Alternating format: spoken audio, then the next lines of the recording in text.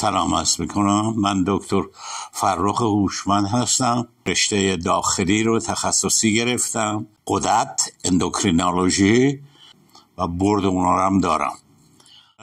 به سوزنی من خیلی اعتقاد دارم، برای اینکه ناراحتی های من از عهده‌اش برآمده.